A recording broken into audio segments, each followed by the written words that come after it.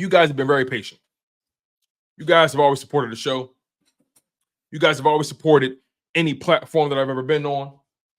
And I got to give a ton of credit to this brother that's about to come on. He does tremendous work on his YouTube channel. I believe, if I'm not mistaken, his YouTube channel has over 9,000 subs, nearly 10,000 subs. And I think on his other channel, they got I can't quite remember, but they got a ton of subs, over 1,000. So he has between his channels, he has over 10,000 subs. That's not bad. That's tremendous. I'm trying to catch up. But without further ado, man, I got to give this brother his flowers. This man has one of the most fan-friendly, one of the most electric sports YouTube channels out there covering your Philadelphia Eagles. My man, the good brother, none other than Birdgang 31. My guy. What's good, What's man? up, How you Tom? feeling? How you doing Long today, time buddy? no see. It's been a minute. How It you has been? been a minute, man. You had me I'm doing psyched. good. I was trying to get the kids together, get ready for the show. Y'all got to stay quiet, watch y'all super wings and do whatnot. Because we about to toss some birds on here. We got to toss some birds on here. So, yeah, man. You're doing a good job, man. Hey, you've been the man. You know what I'm saying? You've been the man from the start. We had our own show. We did our thing for a minute. I just love the way you look at the game. You know what I'm saying? And it's something different from what I do. You know what I'm saying? So it blends in perfectly. So if you ever want to bring back Bird Brain podcast, my brother, you know what time it is. I feel you on that, man. Like I said, I got to give you your credit, man. You always you're always on the side of content. You're always on the side of the fan, right? And yes. I gotta speak truth to power, because the reality is the Eagles aren't an easy team to root for. Not for us, easy for us, but for some reason, the rest of the world has a hard time giving Jalen Hurts his flowers. They have a hard time showing love to the Philadelphia Eagles. But let's just start here, right? Let's stay on the offensive side of the ball. Then we're gonna jump to the defensive side, and then we're gonna, then we can jump around however we do this. Because me and you, when we talk, it can just go off the rails. And I want to try to keep us. I want to try to keep us at least on schedule before we get too far. So all right. So let's start on the offense, right? Jalen Hurts. He's been having a stellar training camp thus far. He hasn't turned the ball over. He's been precise. He's shown command of the offense. He's looking faster. Just give me your overall perspective on this Eagles offense right now, especially as it pertains to Jalen Hurts. It's been the same as been since I told you guys. When everybody was doubting Jalen Hurts from the first year, he did all right. We got to still see what he can do. I told you this guy is a beast. This guy is the man. I feel like I was one of the first that really supported Jalen. I feel like I'm his biggest fan. I love Jalen Hurts. It's not a Hurts jersey, but Hurts jersey is inside the garage right now. But that's a Jalen Carter jersey because he's a new buck coming in town. But, this offense looked good, man. You had a Saquon Barkley. How good what do you expect? You got one of the best backs in football that's going to help Jalen Hurts, because not only is he, one of the best runners, he can catch the ball, he can pass block, he's a 3-down back, and that's something the Eagles has never had.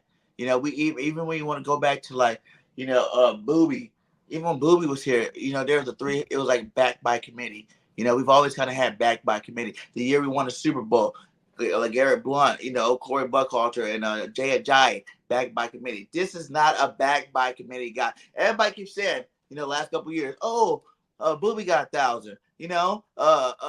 Swift got 1,000.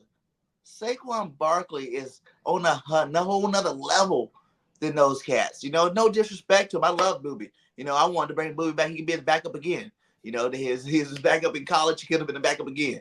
But I love Booby. But these guys are not the same. They're not the same. The Eagles won't have that. We won't be sitting here, hopefully, knock on wood, like we were the last couple of years. Why aren't these guys getting the ball? Why aren't these guys getting the ball? We need to run the ball.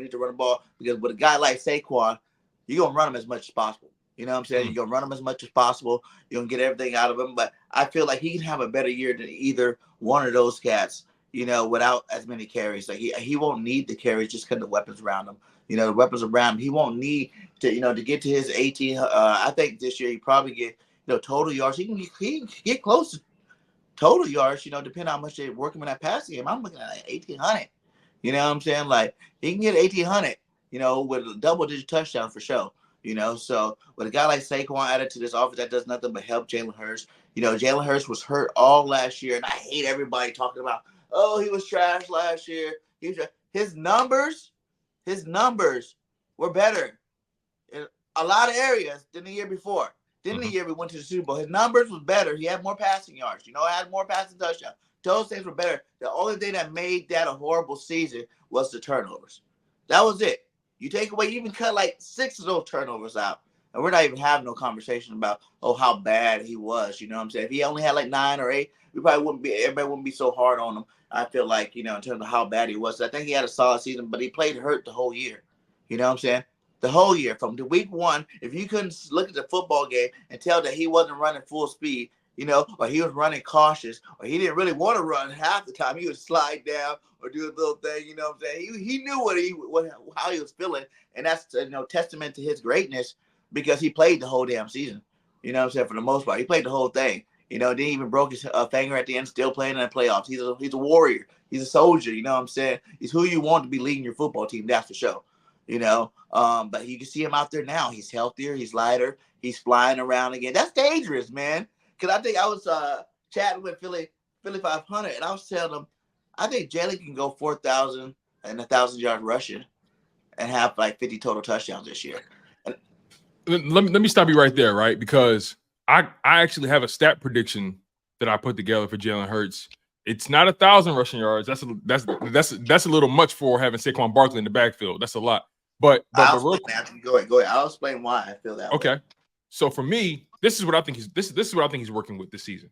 I think we're going to see a very sharp Jalen Hurts. And again, these are estimates, right?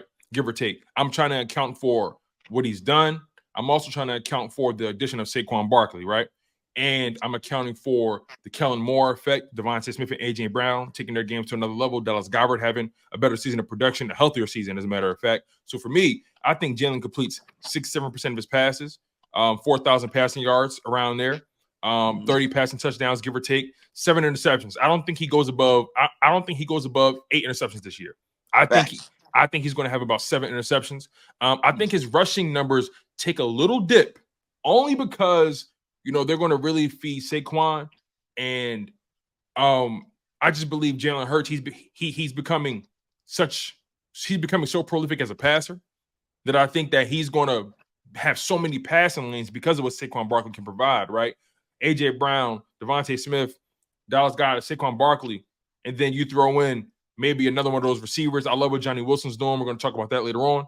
But I think his rushing numbers take a little bit of a dip because they're going to have a much more reliable guy running that ball. And I do think he is going to fumble the ball a couple times, only because it's par for the course, right? You're a quarterback that's dual threat. You move around a lot. There may be a moment where you cock back that ball and the edge rusher may tap your arm and it comes. It happens. It's the game. So I think overall, though, he's going to have 10 or less turnovers in total, but definitely going to have 7 interceptions around there, nothing more than 8. But I think overall he's going to protect the football. So again, give me your perspective on this stat prediction I gave you, and then you can make a comparison to what you think he's going to do. I think that's fair. If you want to look at Jalen Hurts' trajectory, and you look at like what he's done already, you can go. That's the next step, right? But I feel like that'll be the next step if we had the same type of team. We don't have that team no more. You know what I'm saying? That team is no more. That's the Booby Miles. That's the freaking, DeAndre Swift team. If we would have had Swift again this year, that would be something that I would probably put up there. But like, okay, that's like Jalen Hurts. But I don't know if I'm just too much of a fan about it. Because I see greatness on this football team on the offensive side of the football. And just the same reason why you say it won't propel him to those numbers is the same reason I use to say why it can propel him to those numbers. He went back-to-back season 800 yards. You know what I'm saying? And both of those seasons, well, it was like high 7s, pretty much 800. Both of those seasons he only played 15 games out of the 17. Only 15. So he played all 17 games last year, and then the year before that. Then the 2 years before that, he played 15 games each. Yes. And then you look at that's only 200-yard difference, and you can't tell me 2 extra games. Plus, a lot of times he could have, there could have been more magic going on where he could have got those yards. Like these are going to become in chunk plays, kind of like the year we went to the Super Bowl, that offense the first half. You know what I'm saying? Now imagine that offense, but better. Devontae, AJ, another year in the system, better. Dallas Goedert, hopefully knock on wood, stay healthy, better than he was. You know what I'm saying? Saquon Barkley, better. You know, offensive line just as good. You know, I know we lost Kelsey, but I think Jurgens going to do his job good enough. You ain't got to be great off the jump. Kelsey wasn't even great off the jump, but he's a good center, and Jurgens showed that he can play football at a high level in this league. You know what I'm saying? Whether it's Steen or Becton, I think whoever wins that job is going to be fine. It's going to be fine. You know what I'm saying? Because you got Big Lane on the one side, you know, and then you're going to have Jurgens on the other side. Then the left side is definitely locked up. That is the reason why I feel like this year's going to be more about explosive plays. That's what we heard about from Kellen Moore. He likes to take shots. You know what I'm saying? He likes to take shots. Yeah, you will get to dump down. I think Devontae and AJ does it for the third year. That might be the first time Eagles receivers ever do it, over 1,000 yards again. But I think these guys all got paid this year, and they're all coming in without a selfish mind of football.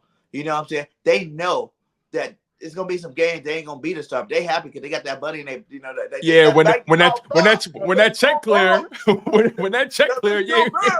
How many catches I had? Oh, okay, all right. and who was just you heard Saquon talk about it today too. He's like, I don't care. There's gonna be some games where I'm gonna have to just pass block the whole game because it's about winning a championship. These boys been good for a long time. We got some star players that been good. It's about getting that ring, and that's all they really care about. And that's why you see Mr. David freaking Harris on the Olympic commercial.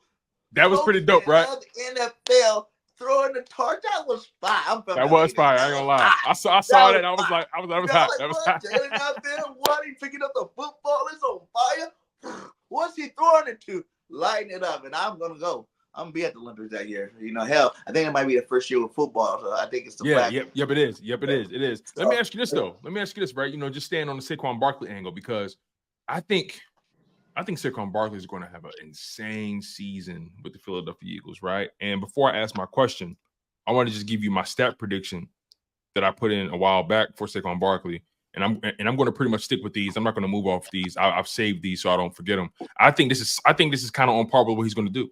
I think Saquon, and again, I always come up with my stat predictions by trying to compile what they've done in the past, and then I try to factor in their new environment, who they play with now. You know, this offensive line Saquon's playing with, top 5 in the league. This offensive line and that's without Jason Kelsey. You feel me? Top 2. This offensive line, well, not offensive line, playing with AJ Brown, Devontae Smith, Dallas Goedert, right? Those kind of guys, Jalen Hurts. I think Saquon Barkley is going to have. That's the best trio of receivers you can play with in football. I don't care what anybody says. You can't get better than that. Hill and Waddle. I love those boys. But ain't no other 1-2 punch better than Smitty and AJ. That's my opinion. Too. I'm with you on that. I listen, you know what's so crazy? I always get passionate about this because, like, I'll take my guys against anybody else guys any day of the week.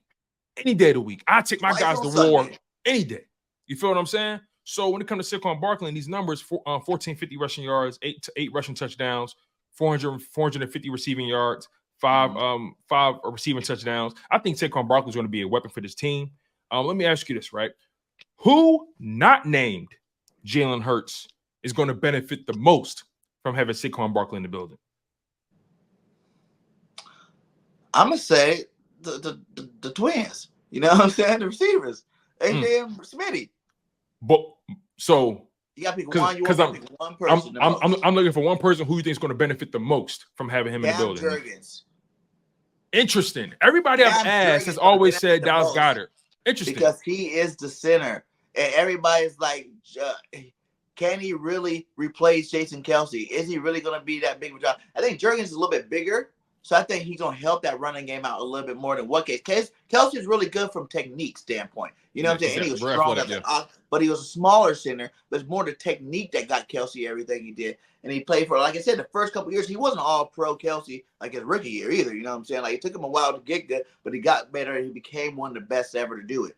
Now, Jurgens is a little bit bigger. He can be more of a road grinder. And I think that it's going to be him because everybody's going to wonder how good he is, but when you got a back like that behind you, say you mess up, you got him picking up the blitz. He can pick up the blitz, you know what I'm saying, on inside blitzing. You know, let's say you hand him the ball. He can take it the distance from the inside zone to the outside zone to a toss to whatever you want to. So I think he is one on that offensive line that everybody, I feel like everybody know what Lane Johnson can do. Everybody know what Landon Dickinson can do. Everybody even know what Mailata can do by now, you know? And we're kind of like, well, it's not really that big of a deal, but Mekhi Becton's a huge guy. Said he might be the best run blocker on our football team right now, better than all those guys. He's a big guy, so if he wins that spot, it's kind of like another Brooks there, and I think that's going to do nothing but help. But then it's that Cam Jurgens, dude. That's an important spot, you know what I'm saying? The tush pushes there. You know what I'm saying? You're making all the calls with Jalen. And I already heard something that was kind of worrisome a little bit, how it's like, you know, we kind of share their duties now. It's like it's me, Jalen, and then the rest of the linemen. We're all making all the calls, which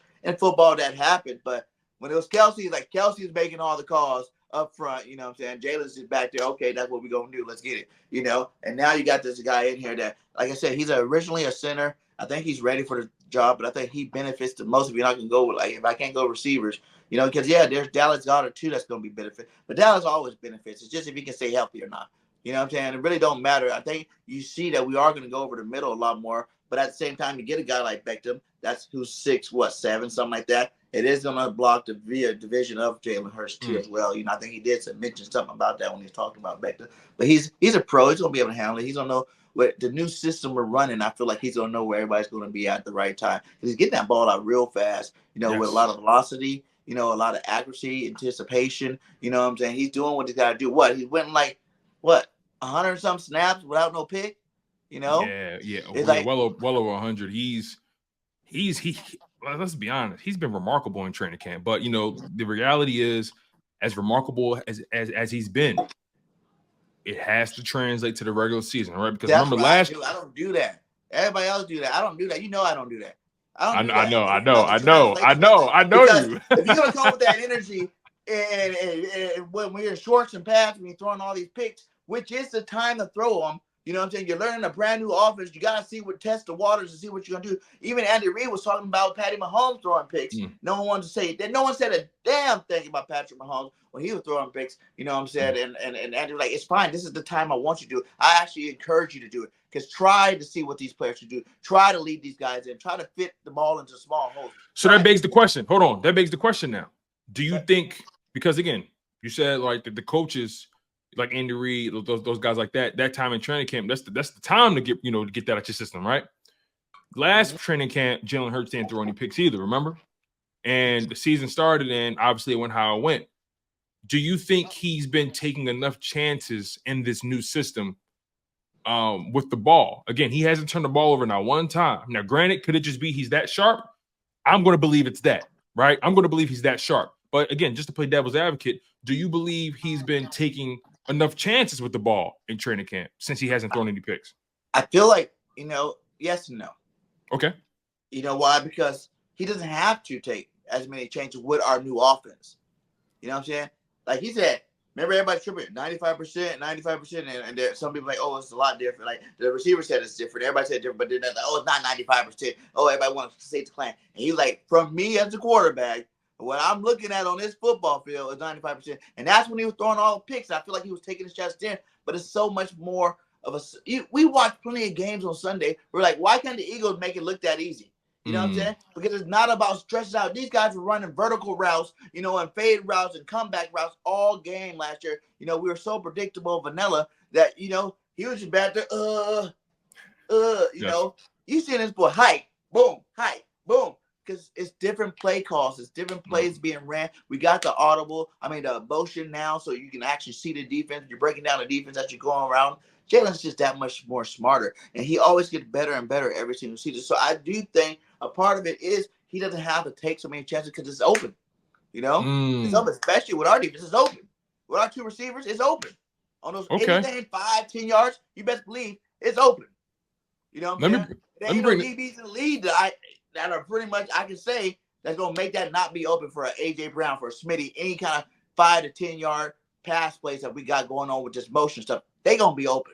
I agree with that. Let me ask you this, right? Let me talk about the mentality, right? We talked about the skill set, right? We've talked about the production. I want to talk about Jalen Hurts' mentality, right? He's had obviously many press conferences and many interviews since everything's kicked off, and there's been this constant thread that he's been kind of trying to weave throughout the team and the organization. He speaks a lot about how talent is not enough. And yes, this offense is talented. This team is talented, right? They're young, they're talented. They can really get a lot done, right? And obviously, they put up a lot of numbers last year. The receivers, Jalen, things like that. Swift had a career year, things of that nature. And people expect this offense to do crazy things this year as well. But Jalen Hurts has been pushing this narrative that, look, talented teams don't win championships. Mm-hmm. The great ones do. The ones that are on the same page. The ones that had that chemistry. The ones who are always prepared, right? The ones who study the film, right? The ones that are never surprised by anything that happens in their field because they're prepared, right? Speak on just his mentality about how if we're going to win a championship, talent will not be enough. Because we speak a lot about the talent, but talent at the end of the day, it could get you there. Because the Chiefs, were they more talented than the Niners? No. Were they more talented than the Eagles when we lost to them? No. Nope. They made the right decisions at the right time and they executed those teams. So speak on that. He was taking a shot at the coaches. Okay, break that down. That's all that was. Because I didn't think about it from that perspective. Break that down. He shot at the coaches. Even from the beginning, like even when you see him all dry with the Nick Sirianni stuff, he's not hating, but he's just like, you know what? I'm not gonna speak on it. You know what I'm saying? I'm not gonna blast my coaches online, but you're gonna feel my presence because I'm not gonna change this shit. I'm not gonna make it sugarcoated for them. I'm not gonna say they did a good job. I'm not gonna say this. I'm not saying they're doing a good job now. I'm not gonna say Kellen and freaking Nick are in the same room. I don't even care about none of that. I'm learning my playbook. But you know, talent doesn't take you far enough because we've had talented teams to win Super Bowls. The first year with JG and those boys, we sucked. We got blown out in the first round of playoffs. Tampa Bay blew us out, right? So that's first year coaches. You know, JG and Steichen's first year coaching, right? Being coordinators for us. So then you go to next year. It was first year for everybody. Yep. But yeah, and then you go to next year. Now you all got some continuity together. Now it's not saying that what they did was crappy, but it's just like needed some fine tuning. They got better. We had one of the best defenses the Eagles ever had. One of the most prolific offenses the Eagles ever had. Ever. Go to the Super Bowl. Be minutes away from winning a Super Bowl. Outcoached. You know what I'm saying? You can say bad plays, but Andy Reid outcoached him. You know, that's Big Red. He been there. He done that. You know what I'm saying? Patty Mahomes, they've been there. They've done that. They have that bond already. So they were outcoached. You know, with the bad play at the end. I still think that was BS call, but we're not going to go there. You know, that season's been gone. But even last year, now you start back over, right? Those coaches leave. You bring in first-time Desai. You bring in first-time Brian Johnson. And then you don't even give him the keys to the car, right? You just bring him to sit passenger side in the car. You know what I'm saying? Look at this nice Ferrari.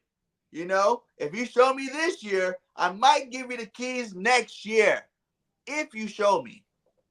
You know the sad thing about that? The sad thing about the Brian Johnson situation is that they never, like you said, they never gave him the keys, right? He was the passenger in the car. And then all of a sudden, they kicked him out at the next rest stop. Like, they say, you know what? Catch the bus home. Yeah, we're not going to go with you. We're not going to go with you. We're going to find somebody else. But in reality, that was just Nick saving his own ass. You know what I'm saying? Because every time we have an inch of hearing that Nick Sirianni was in charge of our offense, it's dry, it's vanilla, and it's trash. That's why I'm such a big component on saying we should have fired him. Really? You don't fire the whole staff and not fire him. That was his offense. That was his, go around. He's the head coach. He didn't stop the ship from sinking. You know what I'm saying? He didn't stop the wound from bleeding. He was just there. And then you're who fires your defensive coordinator when you're 11-1 or 11-2? Who?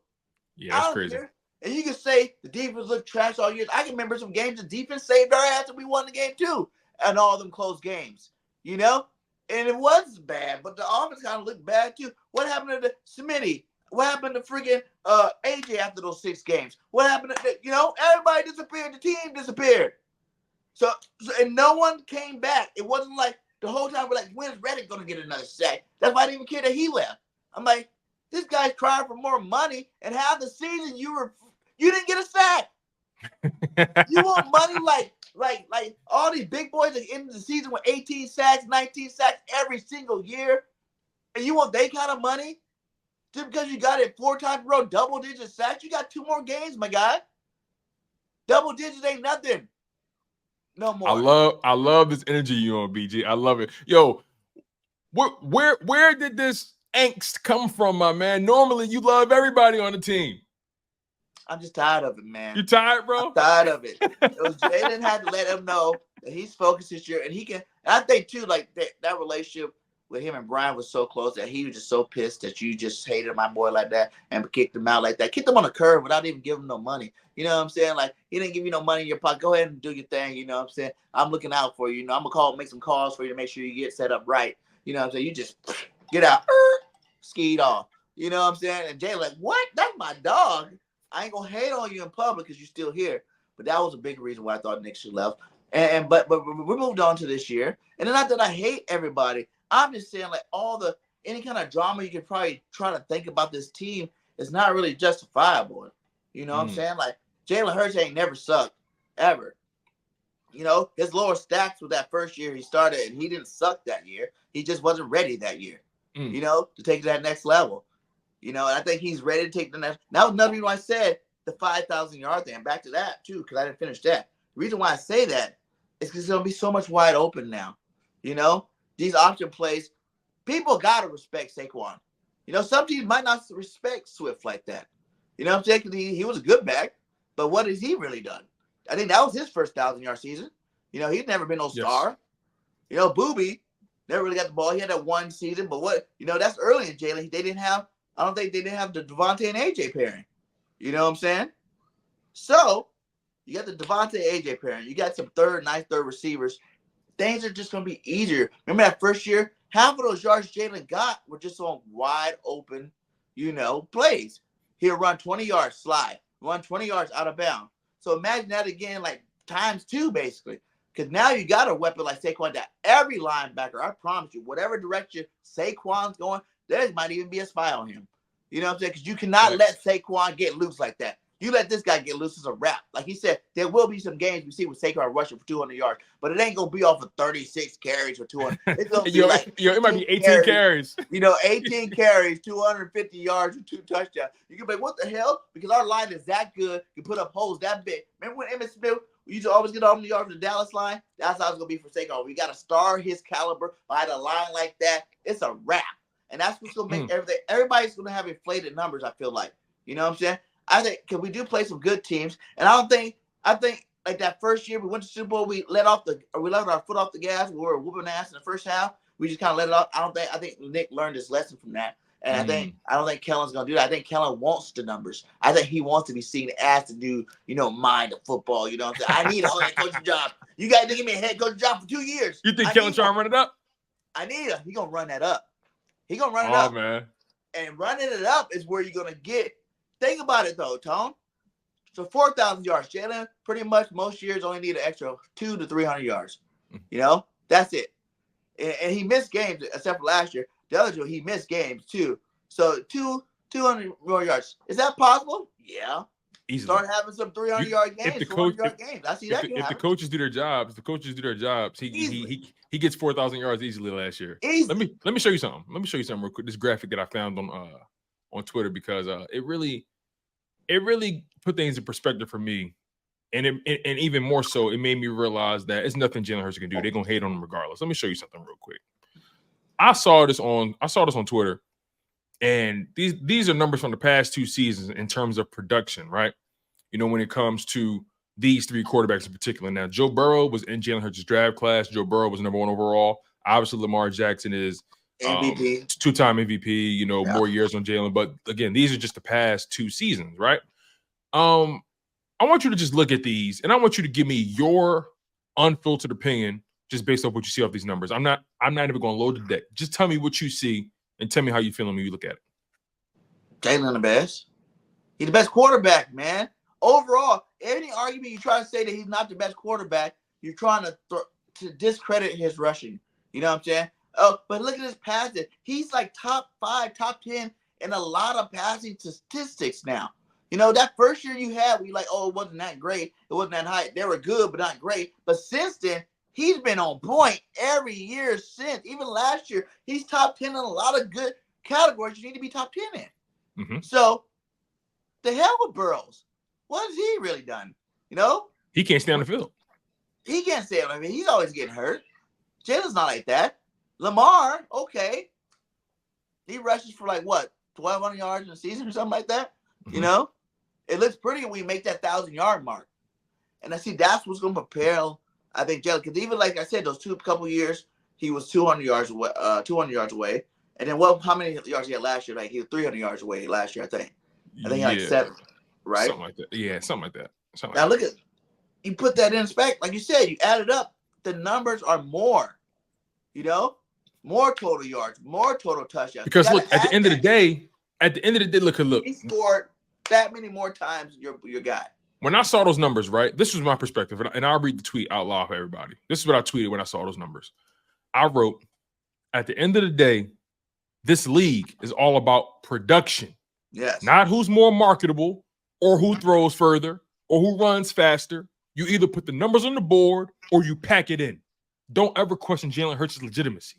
And that's that's kind of my issue, right? You know, people look at Jalen Hurts and they try to dismiss his production because it don't look like what Justin Herbert does. It don't look like the way Joe Burrow does it or the way my whole mind says this, right? Justin Herbert, that strong ass arm, what's it got him? Nothing. He doesn't win big football games. He blew a 27, 30-point lead. You dig what I'm saying? To the Jaguars when they still were trying to figure out if they were good or not. Mm-hmm. I just have a hard time taking people seriously when they look at Jalen Hurts' production and say, nah, he's not good. He's not good. And my mindset is, I thought this sport was about 2 things or about 3 things. Production, wins, and losses. And last time I checked, Jalen Hurts has been successful in all those categories. He wins. Quarterbacks won like what, 27 straight games or something like that. You know what I'm saying? 20 straight games. We were like 26 and 20 out of 27 games right before we went on a little skid. Yeah, it was crazy. Yeah, that win streak was insane. It's insane. No one else does. He do stuff that other quarterbacks don't do. That's why I don't understand how he don't get the respect that other quarterbacks get. The winning, that's all that matters. It's cute that now he can put himself in a position to be like, okay, I got more total yards to you. And now I am top 10, top 5, number 1 in a lot of these categories passing. Now I'm going to try to shut you up. But guess what? This whole time I was developing to this, I have more wins than you. You know? What your team done did compared to my team. You know? What the Bengals been since Jalen Hurts been started. I don't think they have more wins than the Eagles. Nah, they don't. I mean, the only thing that's really comparable between Joe Burrow and Hurts is that they both been to a Super Bowl and they both lost, obviously. Yeah, that's pretty much the only thing that's comparable. And you mentioned how, you know, there's been some pretty key stat categories that Jalen Hurts has been thriving in. Let me show you another one, right? Let me show you something else that's pretty cool. So these are the highest graded quarterbacks according to PFF on intermediate passes. Let me make sure you guys see that PFF stamp so you guys can know this is for real. So it says here, and look, intermediate passes are passes that account for 10 to 19 yards. And this is in 2023 on a bad year. On a bad year. So to speak, that's what they say. They call it a bad year, right? Right. Jalen Hurts, second highest graded quarterback on intermediate passes behind Lamar Jackson, and then Mahomes is right there, Tua is right there, and Kirk Cousins right there. I mean, that's pretty good company. You mean to tell me that guy's not a top 10 quarterback? They try to say he's not top 10 in the league. That's a damn lie. They try to say he's not top 5 in his conference. That's a damn lie. The people that play against him, his peers, they know what's up. That man was top 15 in the NFL, 100. They know what's up. Y'all know everybody likes to say that I speak blasphemy sometimes, and that's the fandom. But he's the best quarterback in the league. He's better than Patrick Mahomes. Okay. Why do you do this to me? I'm going to tell you the truth. Listen. Why do you do this to me? I love Patrick's backyard football. BG, why do you do this to me? I think he is great in his backyard football, and he can sling that rock from anywhere on the field, any angle on the field, behind the back, over the shoulder. I should have known. Like, completion. I should have known you was going to do this to me today. But he don't run the football like Jalen, and Jalen I should have known you was going to do this to me today. Why do you always trigger me like this, okay? And you know I love Jalen Hurts. So I'm not even going to entertain what you just said. I'm not going to entertain what you just said. It's okay. You're not going to get a whooping. You out of pocket. No, you out of You do this to me Okay? every time we Say talk. it. And we get stuck on this every time. Jalen is better than Patty Mahomes. Because listen, Super Bowls is a Nobody is better than Patrick Super Bowl Mahomes, is dog. a key thing. The reason why we can't say that, or people feel like they can't say that, is Patty got all them damn rings. Okay? But Patty Mahomes also got the greatest coach in football, our old coach, Andy Reid, coaching them. You see what Andy did with Donovan, 5 straight NFC championships. So is it really Patty? Is it really Patty Mahomes? Is he really that great? Come on. And he's making me want to hate my boy Patty. And I love Patty. To be honest, if you could have 2 football teams, the Chiefs would probably be my second favorite team. You know, if you could have one, you know, I love Travis Kelce, Patty Mahomes, a baller. But at the end of the day, right, Patty can sling that rock, Jalen can sling that rock. Yeah. That's fair to say, right? After that, Jalen can run like the best. Jalen has some of the most iconic runs in football. I hear you, but okay. Patty Mahomes cannot run the football like Jalen, which gives him that leg up on who's the better quarterback. Yo, bro. See, Eagles fans, listen, real quick before you keep going, because this is y'all, everybody in the live chat, all 53 of y'all. This is where me and BG always get stuck, because I always try to host a seamless and a smooth show, and then BG just goes off the rails and starts saying stuff like this. I am a Jalen Hurts. Hey, from the beginning, I said stuff people were scared of. I told everybody the year we went to Super Bowl, we're going 14-3. We're going to be good. We're not going to be that good. You did say that. I said 14-3. What did we do? I said we're going to Super Bowl. We didn't win it. I should have said we should have won it because everything else was going good. But I said 14-3. We're 14-3. We went to the Super Bowl. I said Jalen Hurts will be an MVP. I said he's going to win it. He didn't win it, but he was second place. You know what I'm saying? That's pretty close. That's pretty close. The next year. But I know this football team, and I know my players. Jalen is better. Everybody say, listen, and I get it, dude. I get it. It's why Tom Brady, right? Tom Brady's the GOAT. He's the greatest of all time. Yeah, he's great. Tom Brady is the greatest quarterback of all time. He was on the greatest team of all time. You know what I'm saying? Like, all right. Listen, you know, just because he got range don't make you the best player. He was the clutchest quarterback of all time. I give him that. Hey. 3 of his rings came off the leg of Vinatieri. After Vinatieri left, he won the Super Bowl. Vinatieri won the Super Bowl for the coach for Penn Manning to get his Super Bowl ring. Okay, this is why, Payne's the best quarterback. This is why I bring you on, though. This is exactly why I bring you on, right? You know, I love to let you cook most times. This is why I like bringing you on, because you're gonna say the things that most people are afraid to say.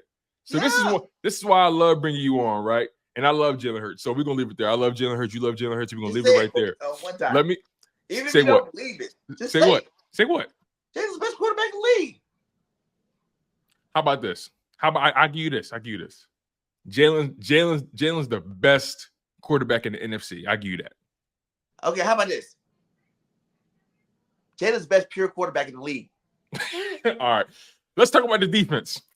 Yo. Because I think you to say it, man. Listen, I feel like if you're an MVP, if you're an Eagles fan, and you really believe in your quarterback, and you see the numbers, you put up numbers for me to help everybody else see that the boy can do it in the passing game. He's right there. And there are some stats that he's number 1 and 2. Don't get it twisted. You know what I'm saying? Just because he didn't throw 40, 50 touchdowns or whatever. Okay, not everybody do that all the time. Okay? The rushing puts him over the edge. Just because he's a quarterback, you just gave Lamar Jackson the MVP because he can run the football. Right? 2 times. You gave Lamar 2 times the MVP because he can run the football. 2 times. That's why I love you, yo. That's why I love you.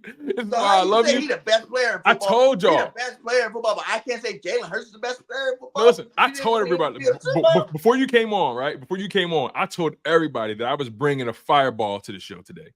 I told everybody. This is why I love you, BG, because, again, you're going to say everything everybody else is afraid to say. You stand on the mountaintop and you scream loud and you don't give a damn if you're there by yourself. I respect that about you. But I got to ask you about this defense. I have to. Because the defense is, in my opinion, the more fascinating conversation, right? Obviously, Jalen Hurts, we love that guy. But the more fascinating conversation is on that defense, right? And it's so many angles we can approach it from.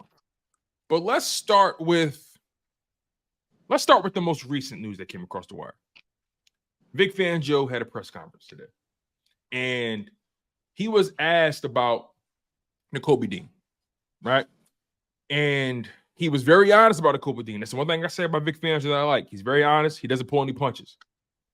He says he felt like Nakobe Dean had a strong start, a strong couple of first days in training camp, a strong couple of first days at the beginning. And he says since then, and since the public practice, he's taken a couple steps back, or he's taken a step back since the public practice. When you hear Vic Fangio say that about Nakobe Dean, on top of that, when you see that Zach Bond has been getting primarily the first team reps, what mindset does that put you in terms of that linebacker position as a whole? And then what mindset does it put you in as it pertains to Nakobe Dean's future on this team? Twiz, I see you. I see you, Twiz. I see you. I see you in the chat. I love you, but okay. Listen, we're going defense now. I can go on with the Jalen Hurts. I see you, Twiz. And like I said, when he wins MVP and Super Bowl this year, y'all gonna be like, "Oh, he's the best." As soon as the public says he's the best quarterback, then that's when everybody's like, "He is the best." Yeah, I'm like, "You idiots!" Like, get up. You love being early to the party. Let's go ahead. Go ahead. Yep. Man, I don't know, man. I kind of gave up on him already. Like, really? You gave up on somebody? Really? Like, guys, come on. He played some last year. He got hurt. He wasn't nothing that special. Like, I don't know. I can't 100% gave up on, but you got a guy that never even started linebacker ahead of you right now on a depth chart, and you can't beat him out right now. It's not looking possible. He's making plays. You're not. You know, you're getting toasted by Kenny Gainwell, which is not good for you at all, over and over again. Because like they say, there's way more better running backs in the league than Kenny Gainwell, my guy. And if you're going to be guarding these guys, you're a liability. But that was one of the biggest things in the draft that people was worried about. I liked him. You know, but I wanted to do from Alabama, which is actually having a better career than Nakobe Dean right now. But, you know, remember it was Nakobe Dean. It was that. Are you talking about his draft class? Yeah. The top two linebackers from his draft class were supposed to be Devin Lloyd. That's what I wanted. I wanted Devin Lloyd out of Utah. Yeah, the Jaguars picked him up. And he's really, really good. Really good. He's proven that he's really good. Yeah. It wasn't Alabama. And wasn't it somebody else? Did the Packers pick him up? Was that who drafted him? I can't remember. I don't know. But regardless, go ahead. Those three guys. Yeah. But D was the best linebacker in college, though. He was the best linebacker in college, like overall, because they won a championship and he was just that dude. But I always felt Lloyd was me personally, again, because I'm on record. I got videos talking about it when that draft first happened, or prior to the draft leading up to it. I was always a Devin Lloyd guy more because Devin Lloyd, just his measurables were better. He was better in coverage, things of that nature. And I just felt like his body type will hold up a little more. But here we are. Nakobe Dean, first season, didn't play at all. Second season. Isn't that dude from Alabama? I mean, from the Texas, the linebacker? I think it was him. I'm not entirely sure. I can't remember. But anyway, yeah. Nakobe Dean, man. You start to see Trotter get first team reps. Okay? That's what you know the guy, it's a wrap. Like, but then again, like Fangio's that guy, right? I love his old school mentality. I love Fangio already. Just the way he, like you say, he's so truthful. He's not sugarcoating nothing. He's letting you know what it is, whether you like it or not. But he did the same thing with Huff, right? Yes, good point. He did the same thing with Huff. He's like, and then the ones that we're like questionable about, like why should they really be starting like a bar or something? He's giving them high praise. He's keeping them high. He keeping them working good. He's giving them their love, their flowers, because they deserve it. Because that's who's working good right now. He's gonna give you flowers, but if you're not doing it, he's not gonna give you no flowers. He's old school. He keeps it real. He wants ballers that want to ball. Come ball. It don't matter who you are, where you are on the depth chart. If you ball, you're gonna be on this football field.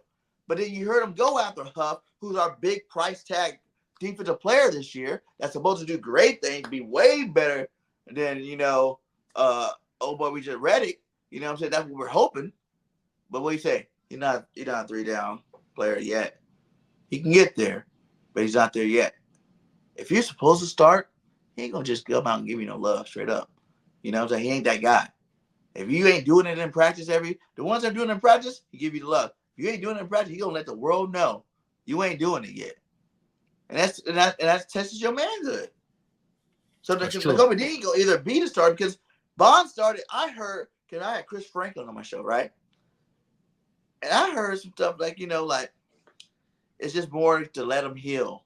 Let him the freaking, heal, that's why he's with the second team, not really doing that much. Just letting him heal, get back off his injury, which it possibly still can be. You know what I'm saying? We don't know how healthy he is at all. He seems like he gets hurt a lot now, even though it wasn't really a thing for him. So we don't know really how hurt he is. So maybe that's why the open practice comes when you got 50,000 people who will start. Nakobe Dean. So it could just be one of them boys to get him to get on this thing. He's not doing good enough to be a starter on this football team yet. So I'm not going to give you no flowers till you show me in practice you could be a starter on this football team right now. Right now, Bond, the outside guy, but I like his effort. What does everybody say about the boy? Even Devin White. No one's really saying. Effort is crazy. And anybody really said he's the best linebacker I ever played with. You know what I'm saying? Anybody said, like, oh, this is the best linebacker I ever seen. This guy's coming out the best linebacker. All they talk about is his motor, his effort, which can't be, shied away from. That's all they're saying. They're not really crowning the guy. You know what I'm saying? They're not crowning him. None of the players are crowning him. If you pay attention, they're really trying to give Nakobe Dean every chance to win that job. They're trying. They are trying. He's not making it easy. No one's crowning them yet. And how Fangio did the same thing kind of with Huff. It could be one of them things that just want him to get better, dude, till the season start. And until you show me, I'm going to keep throwing new guys in your face. I'm going to keep doing it. Oh, you don't want to do good at practice today? Guess what? Hey, Trotter, rookie, get in there for Dean. They just signed the guy today, Shaquille Quarterman. Now, obviously, that's not going to be. That's not a signing that's going to move the needle. That's just a body. Talk about really for real. Like you said, it's more for preseason. We're going to sign like probably 2 more quarterbacks too, and we're going to sign another 3 receivers too. You know what I'm saying? We're going to get people on there for the preseason because our starters. I don't care what everybody say they need to see them. I don't even think they're going to do it. Christian Harris. That's who it was. Christian Harris. Yes. Christian Harris. Thank you, Mark. Good. Thank you. Christian Harris. He's good. Yes, very good. You know what I'm saying? Good. So obviously another thing why you should listen to Birdgang and stop listening to other people. I will tell you who's the stuff. I played semi-pro ball. I played ball on a high level. I know football players when I see them. You know what I'm saying? Like, and everybody's like, oh, you're only a homer because you say in Alabama, Jalen Hurts was in Alabama. That's why, no, I watched him play. Obviously, being in Alabama, you got to watch him play. Yeah. But the respect I gave him after he got benched by Tua and went to a whole nother college and woo! Runner up for the Heisman. Runner up for the Heisman. Should have won it, to be honest. I think he had better numbers than Burrow. But Burrow won it. I think Burrow broke that record, I think. I think that's why they gave it to him. 5,000 yards, huh? Yeah, it was something crazy. It was something like that, yeah. But it turns out that's another scenario where you don't add his rushing yards because he had 1,000 yards rushing too that they didn't want to throw on there. You know what I'm saying? He's been hating on that for a while, man. The Heisman, but we ain't talking about Hurts right now. We're talking about Nakobe Dean. But yeah, it's just one of them things I feel like. But for real, I want by the end of this season to be Trotter and White. Everybody's like, we need to sign this guy. We can sign that guy. Let's trade for somebody so we can make this super team. How are we saving money for all these 1-year contracts we have? If they ball out by mid-season, you got to sign them. You're not going to there's a couple people in certain positions where you can't not sign them. And what, you're going to start over at that position next year? Linebacker. We need linebackers. So if Devin White is on this 1-year deal and Devin White balls out the first 8 games of the season and he is that all-pro Devin White, I promise you he's getting a contract. And on top of that, there's a couple people. There's somebody in particular that's still waiting to get paid. And we could transition from the linebackers. Let's get to the D-line, right? Milton Williams. Wait, before we go to D-line, yes. Tell me about how you feel about Trotter Jr. getting some first-team rep. Do you think it's just a poise, or do you think – because I think the boy's good. Like, I watched him in college. He was a good football player. And his daddy in his ear every day. He don't want to get embarrassed by his daddy. Yeah, I'm high on Trotter. To answer your question, I'm high on Trotter. I'm excited to see what he can do with those first-team reps. Obviously, I still think. I mean, look, let's be real. He was a 5th-round pick, right? 5th-round pick, something like that. 5th or 6th round. Matter where No. I know that. But I'm just saying that's just what he was. That's what we know. Mm-hmm. I liked him in college. He was everywhere. He was a floor general or a field general.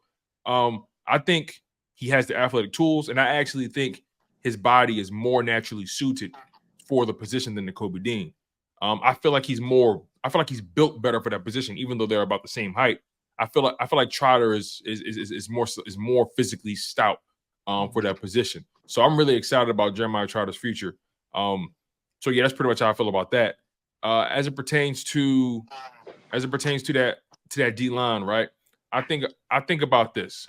I think about that D line and Milton Williams at the D tackle position. Fletcher Cox is gone, so that means more snaps for Milton, more snaps for Jordan Davis, more snaps for Jalen Carter, right? But in particular, Milton Williams, he's in a contract year, and we know the Philadelphia Eagles, they like to get in early with their contracts. They like to pay guys early, and they like to get it done. Now, we haven't heard any news about Milton Williams' contract, be it good or bad. But I'm willing to bet the Philadelphia Eagles had a conversation with his representation about the contract extension. And I'm also willing to bet that Milton Williams said, nah, I'd rather play out this year and see what happens. I think Milton Williams is betting on himself for this season because he understands this may be his only chance to get the biggest contract of his career. So, Milton Williams, do you think there's a chance the Philadelphia Eagles re-sign him? What do you think that looks like? And again, keep in mind, these DT contracts, they're getting paid like wide receivers now. He ain't getting no big contract, period.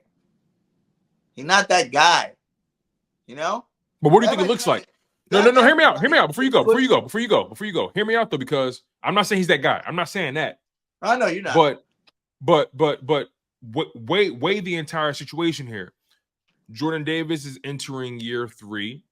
You're going to have to decide if you're going to have to pick up that 5th-year option. And then Jalen Carter, based off of the way these DTs are getting paid, you got to make sure you're ready to pay him when it's time. So I have a hard time, me personally, I have a hard time believing they're going to be paying those 3 guys high-quality money, all 3 of them at least, right? But again, my man Antonio Holmes says it. Milton Williams, what's his leverage really, right? What do you? Let me approach from. Yeah, go ahead. The receiver, Lloyd or Greg Ward. Oh, he's so great. Yeah. Eagles fans like the guy. We like the underdog mentality. We like that guy that's not the starter that actually chips in good. And that's great to be that guy. But you're that guy. Right, man. You only have 1 sack, my guy. Like, it doesn't matter. Why would you bet on yourself? Bet on winning championships. No. For that exact reason. He had 1 sack. He probably looks at it from the perspective of, I'm going to have a better year. I'm going to have more reps to get a better contract. Because if he would have signed now. Getting more reps. With Fletcher Cox being going, you don't think he's getting more reps with Fletcher Cox being going? Because you're going to up Jordan Davis's rep. I'm telling everybody, I was first.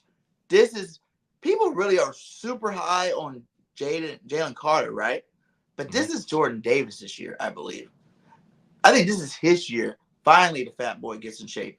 You know what I'm saying? He cut his hair off too. When Jordan Davis is in the football game playing at a high level, it changes the whole defense. From his very first year. Remember those games started? The first 5 games, we had the top 3 rushing defense in football because Jordan Dager anchored that middle, right? And then he got hurt. So then we were like, okay, well, it's fine. He's just a rookie. We'll let these guys play out. We let Milton play. We let these guys play. We were getting ran all over to the point where we had to go get Joseph. We had to go get Sue. Yeah. And this guy got back. And then once you paid them the money, you weren't going to go and let Jordan, put Jordan in there full time. You want to let him heal. He's your first round pick. You know what I'm saying? Let him heal. Let him do his thing. You're paying these guys big money. Let them do their thing. The next year coming to what? Until the Buffalo game. He started off really well. And then that Buffalo game where he gassed himself out. Trying to run 22 miles per hour like the rest of these cats. Trying to get those next gen stats up. You know what I'm saying? Don't do that. It ain't that deep. You don't do that. Because he laid on that ground for like 4 minutes. He needed that one. He needed the gas from that one because Allen was going. That would have been like a 20-yard game. Though, I'm saying. You know what I'm saying? He just got back up. I feel you on that. I feel that. He came out and said, I like guys that are accountable for their actions. He came out and said it straight up. I was gassed. You know what I'm saying? After his first year, he thought he did enough in the offseason. He thought he was eating right. Well, obviously wasn't good enough. And you see him come back in even better shape this year. And I tell you, dude, you cannot double team both guys. Period. That's not going to happen. You're not doing 2 double teams. That's not happening. And Jay Carter's already got the sub sacks. So people's first initial attention is going to be on stopping him from being the next Aaron Donald, which he could possibly be. You know what I'm saying? He's a beast, straight up. But the opposite side of that is Jordan Davis. You have to put two people. Not one person in football is just going to block Jordan Davis for a whole game, period. I think Jordan Davis is the most important player on the defense, in my opinion. That's my person, because he's going to anchor that defense. If he doesn't do his job. Even the times he didn't get the sacks, he was pushing centers and guards back into the area where you can get a sack. You know what I'm saying? Like, he's a monster. For real. Jordan Davis, when you see Jalen Carter stand next to Jordan Davis, look like his little brother. You know? He look like he on the varsity team, his little brother playing pee-wee football. But you know what I'm saying? Like, that's how monstrous this guy is. He's like, besides Mulata and Becton, I think he's like the biggest guy on the football team. You know, like the biggest monster, one of the biggest guys in the league. So I really think this is his year to shine. You know, Jalen Carter will do his thing and be good and whatnot. But I just think people underestimate Jordan Davis. Like, I think how many sacks he had last year? 3? Yeah, 3. Right? But but you know, before, like 3, 4. And this is the year you can turn into a Pro Bowl nose tackle by getting like 5, 6 sacks. Because as long as you stay healthy, that's a plus. That's a plus for me though. Like Jordan Davis. Again, he has the athletic skills to get sacks, but I don't think that's that's not why he's there. But I understand what you're trying to say, though. But, you know, for me, like it's not like he's going to be chasing sacks. He's just that good now. He's going to be no. I hear you. I think he's, like I said, I think he's the most important player on that defense because he has to anchor everything. If he's not doing his job, those linebackers are going to get ate up, and everybody else is going to get ate up. He has to take up space. He has to demand the respect of double teams so he can create one-on-ones for everybody else. And it's not that he has to. It's going to happen regardless. Like, that's why I'm saying, like, you can't double team both of them, but you have to. Sometimes they were triple teaming Jordan Davis last year. Triple teaming the guy because he's so big. You're not just double team him because of his talent. He's a talented guy. You double team him because he's a big man that's going to just push your little center out the way. Push your little guard out the way. Hey, excuse me, guy. Excuse me. Hey. I weigh like almost 1.5 times what you weigh, guy. You know, excuse me. Back up, Mr. 275. Back up, Mr. 280. You know, even 300. I'm like 360, my guy. Watch out. Excuse me, guy. In shape, slim down 260. Okay? That's with muscle. Okay? That's not that. That's muscle 260. I'm ripped. Okay? I'll punk you. Okay? Like his thing was, what she said he practiced a lot of was getting lower because he is so big. You know, like getting lower. That's how you beat those little guys. He's learned it, obviously. He's had some great coaches. You think of all the great Sue, Joseph, Fletch, you know, Hargrave. You know what I'm saying? Like now's the time to put it all together. Now is the time you put it together. I fully believe that this is going to be the Jordan Davis show on that defensive line. You know, it's going to be, and I'm not saying Carter's not going to do the same. Like I'm saying, I know what you're saying. You're just going to make Carter look even better. Yeah. You know what I'm saying? He's going to make him look even better because if Jordan Davis, they say in the first 2 games, Jordan Davis gets 2 sacks, it's going to be a problem, okay? Because now you're worried about him and you're gonna make the mistake of the smaller guy, letting him go, and then Jalen Carter's just going to punk everybody one-on-one. He a beast. He a beast out there. You know what I'm saying? They're 2 dogs. I think this is going to be the year you might see the Philly dogs actually bite. You know, we've been waiting for that. Speaking of the Philly dogs, we've been waiting Nolan on that Smith. bite for a while. We've been waiting on that bite for a while on the team. Well, let's talk about Nolan now, right? You said the Philly dogs. Let's talk about Nolan now because Nolan is entering a crucial season, in my opinion. Obviously, last year he didn't get that many reps, but this year, you know, you lose Hassan Reddick. BG is obviously on the last hurrah. Mm-hmm. This is a huge year for Nolan Smith, right? Huge year for all those edge rushers, but let's just focus on Nolan Smith. What's your expectations for him, and what's been your opinion? What's been your opinion on what you've heard about him in training camp? I've loved, you know, what he's done since he came in the league. You know, he's been at that camp symposium, you know, with all the best pass rushers for the last 2 years in a row. Mm-hmm. You know, he's been around asking all the greats, all the questions. I think he knew that the biggest problem last year was his size, and he got bigger. You know, he got bigger, faster, stronger. He had the talent. I think he even had a sack last year. Did he get like 2? Yeah, 1. Yeah, 1 against the Dolphins. He came up but he untouched. got close a couple times. I remember that. Very close. A lot of them got close, but they couldn't finish. Yeah, and I just think now more mature. He felt that like, I should be this guy already. This is my window. This is my time. Just like Jordan Davis, this is my time. Fletch is gone. Ain't nobody here to save us. Reddick's not here to save us no more. Cool, huh? But I was drafted here. Okay? I wasn't brought in here. I was drafted here. And it is my duty. What? He was drafted the first round too, right? Yep. Another first rounder. I was drafted in the first round, but it's time for me to shine. And I think he did what he had to do this offseason. Well, like you said it earlier, right? You said it earlier. It don't matter where you was drafted. You gotta produce. Yeah. But that goes into say too the mindset of that. Like if you're drafted the first round, you don't produce, like that's gonna hit you a lot harder than a fourth or fifth rounder. You know what I'm saying? Like if you're drafted in the fifth round, you're not really expected to produce. So everything you do is like cake. It's like butter icing on the cake. You know what I'm saying? So yeah, you want to get better. You want even third round. Hey, yeah, I'm good, but you know, like, I might if it takes me a year or two to get there. Okay, cool. You know, I wasn't no superstar. When you first number one, that's why it's Jordan Davis' time to shine now. You know what I'm saying? Jordan got to do that this year. Now, like you said, if he don't, there is a hungry Milton Williams waiting. But I don't think he's that player, man. I don't think, you know, it's kind of like, I hate to go to the office and use reference all the time, but I don't think Gainwell's the number one back like that. You know what I'm saying? Oh, no. He's a good back, but he's not number one back. Gainwell's okay. I already think he's going to get his position taken by old boy from Clemson, but we ain't That's what I think. Now we're on the same page because I think that as well. And again, I don't want to get too far for the defense because that's where we are, but just to show you that I agree with you. And I think Will Shipley is I don't think Kenny Gainwell's going to be here next year. So I think Will Shipley is being set up to be that guy behind Saquon Barkley. But go ahead. Back to Nolan. I think this is his year. Like I feel like that year we went to the Super Bowl, man. We have how many players get 10 sacks? 5? It was. BG had double digit. BG, Hargrave, Sweat, Reddick, Hargrave, Reddick. I think it was 4 guys, right? It was 5. All 5 of them had 5. It's Fletch had 5 sacks too. 10 sacks too. Oh, word? Yeah.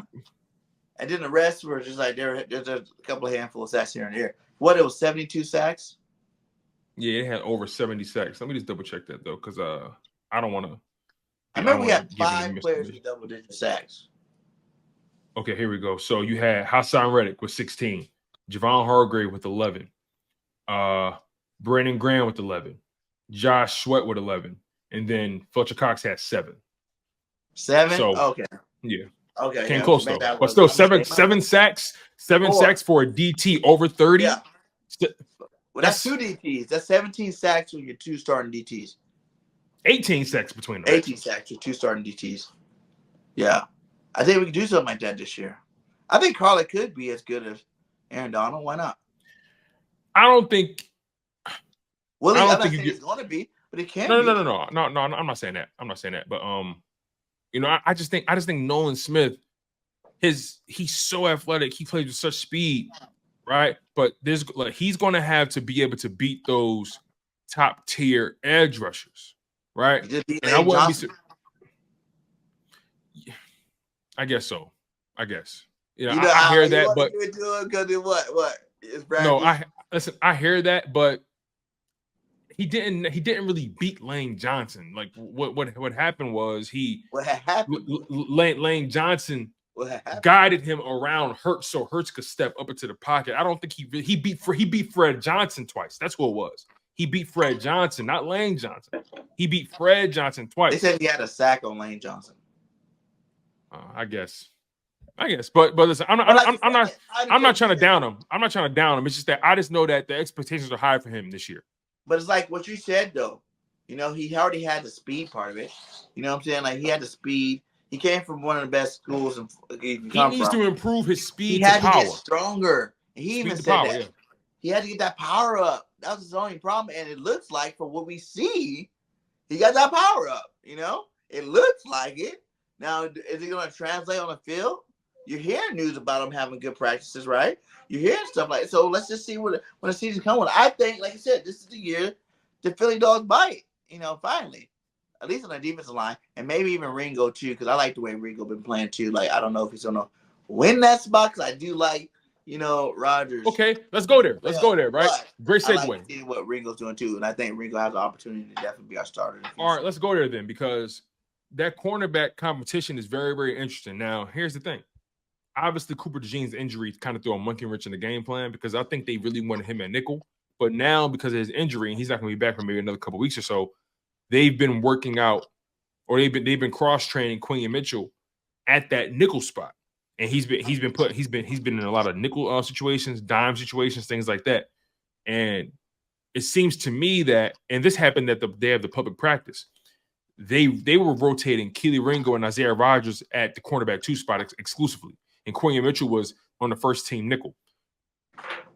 Give me your perspective on that position battle. Do you think it's Keely Ringo's position to lose, or Isaiah Rodgers? Do you think Quinyon Mitchell's going to start at the nickel or start on the outside? Just give me your overall perspective on that cornerback battle between Quinyon Mitchell, Isaiah Rodgers, and Keely Ringo. I kind of feel like it's over already. I think it's Rodgers to lose.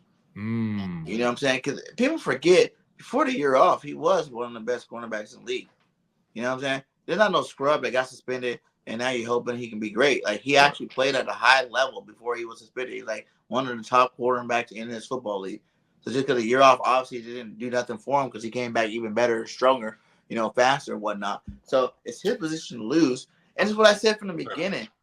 Who even knows? You know how the Eagles like stretching out injuries and doing things like that behind the scene where people don't know, fake injuries. Well, whatnot. I mean, listen, it's a hamstring. What so they do? They let the boy have a chance to be the starter.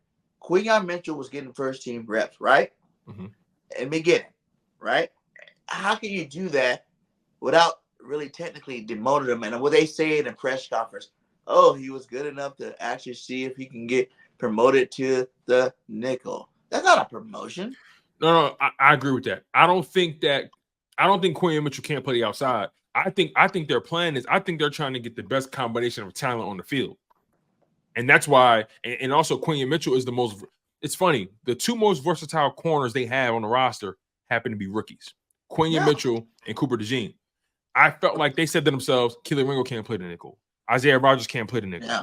But Quinyon Mitchell, he can. Don't want to play the nickel either. He can. He said that straight out. Be like, I don't play. Right. And Quinyon Mitchell, he can. And he's a bigger body. He's more physical than a guy like Isaiah Rodgers. So, therefore, Quinyon Mitchell's versatility, along with the fact that him being a rookie, you can get away with cross-training him there, right?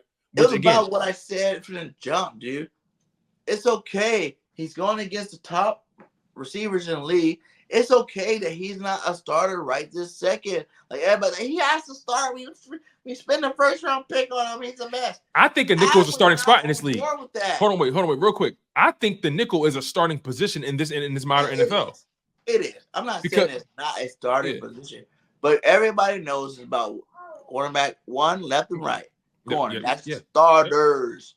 Those are the starters of the football team, my guy. And it's like not that he couldn't play, but I said it's nothing wrong. Like, I was getting crucified this offseason after the draft. I just, I talked to Quinyon Mitchell at the Senior Bowl. You were there. I interviewed this guy, and I seen his vibe. I see, I watched him. Like, hey, he's pretty good, But he wasn't nothing special. Where it's like I have to tell everybody, there's a reason you're at number 22. Oh, he fell to 22. It's a reason. Hold on, time's up. No, you got to stop there. I can't let you cook that because I can't. Before you come by. All right, listen. If you that dog, right? Top 10 every time. You think stop there. Because this draft. Hold on. I can't let you do that. You look at the Cranes. You look at the Sauce Gardners. Those were dogs. I can't let you do that. Every team was like, I don't give a damn who's on the board. We need a cornerback right now. We're drafting this guy in the top 10, and we're locking him in. And I can't let you do that because the reality is that draft was one of the most unique drafts that we've ever seen. We see that every year, though. No. Hear me out, though. When I say unique, I mean as far as what the teams were doing as far as their decision making. The 2024 NFL Draft. Did you know the first defensive player didn't come off the board? I mean, I'll tell you right now, the first defensive player. I watched it. It was my boy. Didn't come off the board. No, hold on. Listen. I wanted that pick. Listen. The first defensive player didn't come off the board until pick 15. Pick 15. So automatically that pushes down, no matter how talented you are, that pushes down a ton of players that probably would have went top 10 in any other draft class. A lot of these organizations had plans about, listen, it was a ton of wide receivers. The quarterback position, all those teams at the top, they didn't need a corner. They needed either a quarterback, a receiver, or offensive lineman. And also you didn't want to miss out on the run. Can I say something? Go ahead. If Sauce Gardner, Patrick Surtain were in this draft, they would have still got drafted in the top 10, my guy. I promise you. They're difference-making cornerbacks. Listen, man. He was never considered a difference-making cornerbacks don't even really play in those little all-star games. They already know where they're going. You're comparing. You're trying to compare him to generational guys here, right? I mean, look. And I'm not hating on him because I hope he does. You are hating on him. You are hating on him. But I'm saying you are hating on him because here's the reality. Here's the reality. He was the best corner in his draft class, bar none. Bar none. Terrion Arnold went right after him. Terrion Arnold was a really good corner at Alabama. Quinyon Mitchell, really good corner. Now, again, I'm not saying because again, you're comparing. Was the best corner no, stop. You're comparing him to Sauce Gardner, a generational corner. Jalen Ramsey, a generational. Those corners don't fall off trees like that. They do though. So, no, they don't. Every year in the draft, there's always when those years come up, they are the guys, and it's not like. Stop. Move up to make sure they got it. Because here's the thing. I'm not gonna let you do that. I'm not gonna let you do that. If think about the guys that were drafted in the top 10 that don't even start. Slow down. You a guest. Slow down. He was still drafted top. Because here's the reality. BG, I love you, but you a guest. I love you, but you a guest. Here's the reality. Quinyon Mitchell could have went to any school in the country. Alabama wanted him. All them schools wanted him. The reason he fell in the draft is because of the school he went to.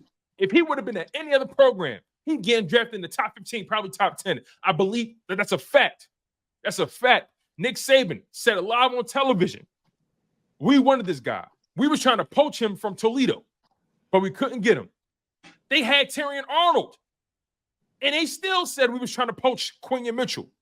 Quinyon Mitchell, bar none, is the best cornerback in his draft class. Dude. He could have went to any. He never played at Alabama. He could have. They wanted him. He never played in the SEC. He told them no. Top elite talent. So who cares if they wanted to get him? He told them no. He told them no. That's what you're not understanding. He told them no. He decided to stay. He decided to stay. He's a better football player because he told someone no, and he wanted to stick around and be a family. No. Because I'm not going to allow you to dismiss his skill set. He's a great character. No. I'm not going to allow you to dismiss his skill set. I'm not letting you do that. No, I'm not letting you do that. Should have been there. I'm not going to allow you to dismiss this kid's skill set because at the end of the day, you are. He sucks.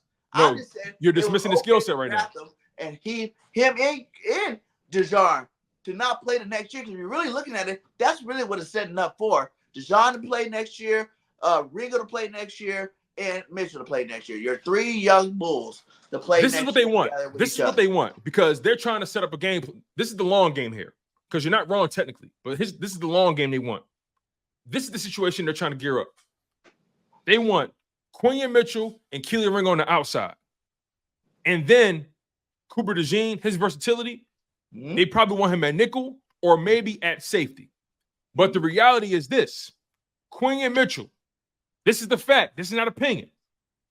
He had his pick of the litter. But the only reason he went to Toledo is because they was the only program that didn't skip out on him. He went through issues in high school with his grades. All those other programs left him because they couldn't justify bringing him in because of his grades.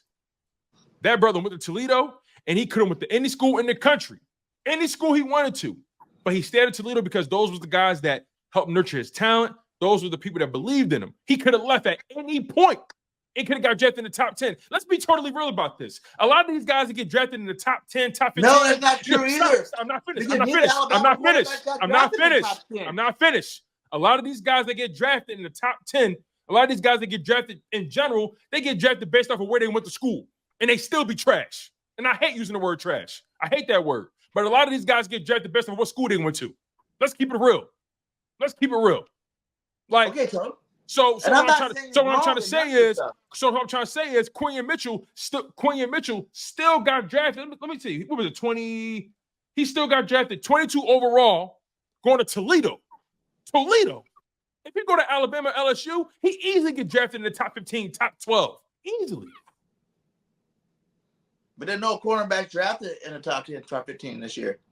None of them were that good enough to get drafted there. But I'm telling you. Listen, Tone, now. Harry Arnold in most people's mock drafts was drafted higher. I mean, rated higher. I'm not talking about Terry Arnold. I'm not talking about him. I'm talking about one guy. But he's from Alabama, and that's the point I'm trying to make. He still didn't get drafted in the top 10 because he wasn't that elite like those other Bulls. Like, the for sure can't miss guys are for sure can't miss no matter what. But you're proving my point. You're proving my point. Remember, like I said, Nick Saban wanted Quinyon Mitchell when he had Terry in the building, which says what? He's better than Terry Arnold in his eyes.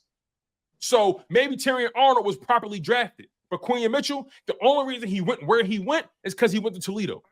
That's the only reason. They was talking about the competition he went up against and all that kind of stuff. He was the best corner. He was the best. He was the best cornerback in college. He could have went anywhere, but he stayed at Toledo. To prove it, you should have did it. You should have went to Alabama. He would have been dropped that. He didn't have to. Really that good? He didn't have to. He didn't have to. But the bottom line is this, right? We ain't got to stay on this. No, because everybody likes to think I'm arguing the fact like I'm trying to say this guy's trash or something. Like, it's not that point. I'm just saying the overall pool of cornerbacks was not like other previous year. That those pools, they had the number one cornerback where you could not miss. Like, I need to get them. Like, even if a team needed, like, say you needed a cornerback or in another position, you went cornerback because that guy was so good you would never ever pass on it. Like you say, generational talent or whatnot. You could have passed him, but we didn't have that in this draft. Like, even this draft. Here's the problem. Here's what you're overlooking. Was Latu. Here's what you're overlooking. I didn't think none of these corners were better than having. Here's what you're overlooking, though. Here's what you're overlooking. You're overlooking a crucial fact here. You're overlooking a crucial fact. A lot of those top teams, because again, where you're drafted depends a lot on which teams have those top 5, top 10 picks. Which positions are deeper than the others in the draft, and a lot of these teams looked at the draft board, and you know what they said? They say, you know what? Offensive tackle, it's a drop off. We don't want to miss out on those guys. Quarterback, it's a drop off. You don't want to miss out on those guys. Wide receiver, it's a drop off. They wanted to get those guys early. This is the first draft we've ever seen where the first defensive player didn't get picked until pick 15. So again, the bottom line is, I'm trying to move on. Let's move on. I don't want to stay on this. The reality is, Quinyon Mitchell was drafted where he was drafted, and the Eagles got him. So the Eagles got blessed in the end of the day. I'm not even tripping about that. Let's move on to another topic. But the whole point of that is you don't have to. I want to move on. The first game of the season. Listen, I'm not worried about that. This is the modern NFL. The nickel. Stop.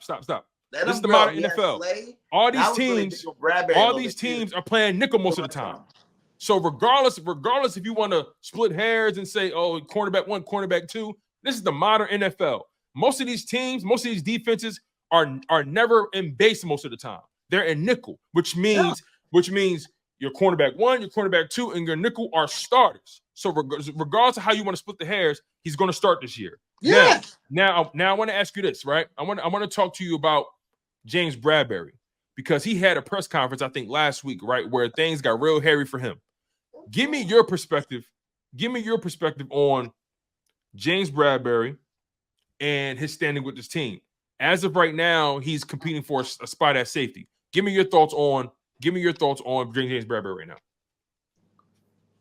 Now that he's at safety, man, like, it goes back to what Vic Fangio said again.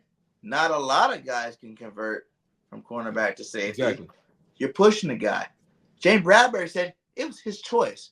He seemed a young talent. It was his choice after having a horrible season last year, which I think everybody on defense had horrible season. So I don't know why we actually throw it so hard on him to where, 2 years ago you're all pro and now you're not supposed to be a starter in the league. That's kind of weird to me, but I get it. He had a bad season. He admits he had a bad season, whatever.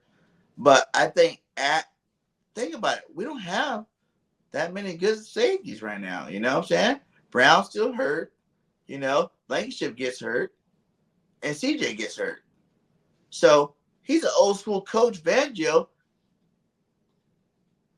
and Bradbury's more of a zone cornerback anyway. So you can put him back there in the back and let him do his thing. He's smart. That's one thing you can't say. Bradbury ain't no stupid cornerback. You know, Bradbury made plays last year, even though we hate on him. He still made some plays last year for our football team in crucial situations. You know what I'm saying? Like, that's the thing. You gotta like lower your hate expectation for some of these guys and realize that Bradbury had an off and on season. It was off Pro Bowl, off All Pro. You know what I'm saying? Like, he has an up and down season in terms of the cornerback spot. But I think this, if being second team automatically, when you decide to switch over, you're automatically on second team is San. And Fangio saying, you know, it's very hard for it to be done. But you think about, we had, you know, what's the boy, the guy we got right now? Damn. CJ, he was a cornerback that switched to safety when he came to our team. He wasn't a safety before. You know what I'm saying? he's a nickel. He's a nickel, yeah. You know, then you got Malcolm Jenkins, who was a corner that switched over to safety that actually did good. The Woodsons, Charles and Rod Wilson back in the day that switched over. So I think that since he has made it to those levels of Pro Bowl. Think about the names you just said. Think about the names you just said. But you said Rod Wilson and Charles Wilson. You just named a Hall of Famer. But I'm saying, I'm talking about guys that make it to All Pros and Pro Bowlers that can do it. Because James Bradbury has one Pro Bowl and one second team All Pro. He has one. James Bradbury has one Pro Bowl and one second team All Pro on a defense where the defensive line got over 70 sacks. But he still did it. You can't take it away from him. You're right. I can't take it away from him because it happened. But the reality is this, right? The moment those sacks. How you don't go to the Pro Bowl, but you're All Pro? No, I didn't. No, I didn't say. I didn't say he didn't go to the Pro Bowl. I said he was a Pro Bowler. But that year it was like Slay went to the Pro Bowl and he wasn't All Pro. We thought Slay was better, and that was the year that I think he made All Pro and didn't go to the Pro Bowl. It's I don't know. I don't know. I don't know how that stuff works. That should get weird. That should get weird. That's weird. But you know, like for me, James Bradbury's best year was when he had CJ behind him, and that D line got and that D line got over 70 sacks. But that D line looks different now, and also Bradbury, he's lost equity with that organization. I think he saw that cornerback room, and he said to himself, "I can't run with these young guys." So he's trying to find a spot here. I think that's his weakness is his speed, and that's a big deal. But his brain's not a weakness; it's his speed. Exactly. But guess what? Back. But guess what, man? To your point though, I have a hard time seeing the light when it comes to James Bradbury, if I'm being honest. And when you're a safety, he said it himself. When you're at safety, your tackling ability has to be much better. You can't be afraid to get physical back there. And he did not show you one inkling of being physical in 2023. None. He was chop suey every week.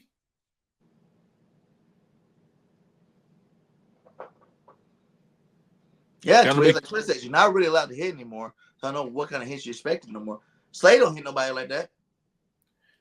I ain't talking about hitting his stick. I ain't talking about that. I'm not talking about the hit stick. I'm talking about being able to tackle, period. He can't tackle, bro. I don't know about that. You don't stay in the league this year and make it be an All-Pro and not be able to tackle nobody. Bro, Darius Slay can't tackle. The thing is, you can't get overhyped about it. We seen him make plays 2 years ago, dude. It was 2 years ago. And even last year, he made some plays. It wasn't like he was told. Everybody on that defense was buns. And that was more coaching. So how much you going to give to the coach and putting these guys in the wrong position? You even heard Slay talk about I will say that, it was different last year when you had two rookies, behind us, that's supposed to be giving us calls and tell us what to do. You're Slay, who no one gives any hate on, really, tell you how it was harder last year not having veteran safeties back there, or when CJ and them were back there being able to help them out in the backfield. Sometimes they don't even hear the call, and they're just out there looking stupid. You know what I'm saying? That stuff was horrible. Everything was so horrible. It was on that defensive side of the ball last year. That's just like, I can't put one guy's saying that one guy's worse. Oh no, I agree with you on that. I would never put it all on one guy, but I definitely can acknowledge his shortcomings. Let me ask you this though: what's your perfect? And again, think about it from a nickel perspective, right? Who are your top 5 DBs in week 1? Who's your starting 5 DBs in week 1? Go. The first week of the season, we're going with Darius Slay. We're gonna go with Rodgers. I think he holds out and keeps it. We're gonna go with Quinyon. I think they want him on the field, obviously. You got CJ, GJ. I want to say, I want to say Blankenship, but I think that Bradbury could be better than Blankenship. So who's that fifth guy? Is it Bradbury or is it Blankenship? Which one? Second stream right now. I'm gonna give it to the veteran. Fangio's defense, he likes older people back there in the key spot, especially like a safety spot. So even if he's his deep safety and let CJGJ roam around, do the box stuff, and he can be the deep safety. So I think. So Bradbury, is that what you're saying? Because the fact you're hesitating tells me everything I need to know. I think it's possible. I want to know what you want. What I want?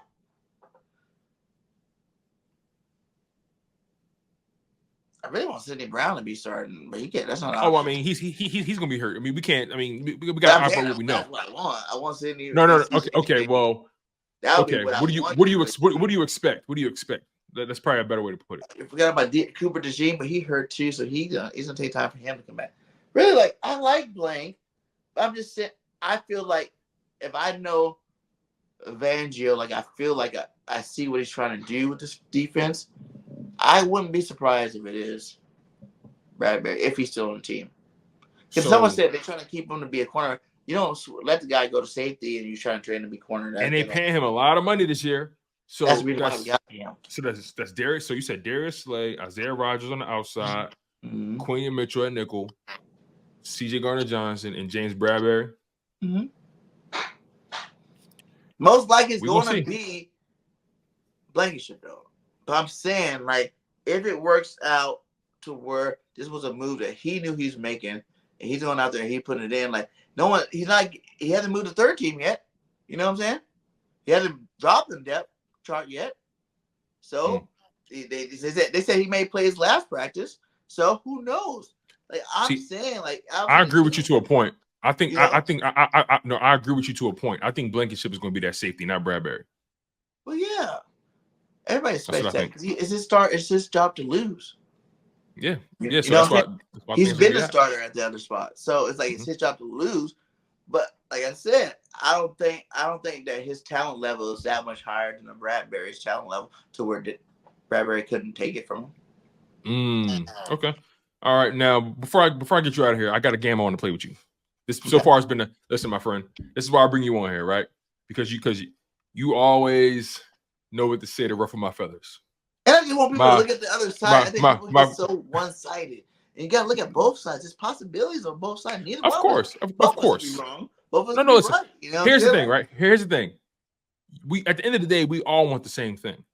Wins. But we just have a difference in philosophy when it comes to certain aspects of the team, and that's perfectly fine. So I appreciate you for coming on and challenging my perspective. And I'm sure you appreciate me for challenging yours. And this is what makes good content, right? This is what makes a fun show when we're able to go back and forth and we're able to, drill our opinions in. So again, I appreciate you for coming on. Y'all thought this was bad. Y'all can go back to the Birdgang podcast. Yo, on BGN. But you see, that's why I left. That's why I left. Epic shows over there. That's why I left. Even that bad, I don't think we've got fully into it. BG, you know I love you, man. You know I love you, bro. Make sure you guys smash that like button. Again, I got a game I want to play with you before you get out of here, my friend. Let's go. Make sure you guys smash that like button. Make sure you guys stay locked in on the content. Please subscribe to BG, man. He does. Listen, he does a fun show. He does a great podcast with JC, JC Sports Talk. So make sure you guys stay locked in. Smash that like button. Make sure you guys click the links. As far as the merchandise. Stay active. I appreciate all the love you guys provide. I love that Apex shirt. I'll be giving one time. Word. Thank you, bro. I appreciate that. Too. Thank you, bro. I really appreciate it. So make sure you guys continue to stay active. You guys are locked in on Chalk It Up Sports, where it don't matter if we win or if we lose. We just got to charge it to the game. I appreciate you guys. So BG, here's the game. Okay. It's a word association type of game, right? Okay. So I'm going to give you a name or a word, and you have to say the first word, a single word, or the first thing that comes to your mind. Okay? We got about 14 or 15 options here. So let's roll. All right. I'm ready. Number 1, Jalen Hurts. Go. Nick Sirianni.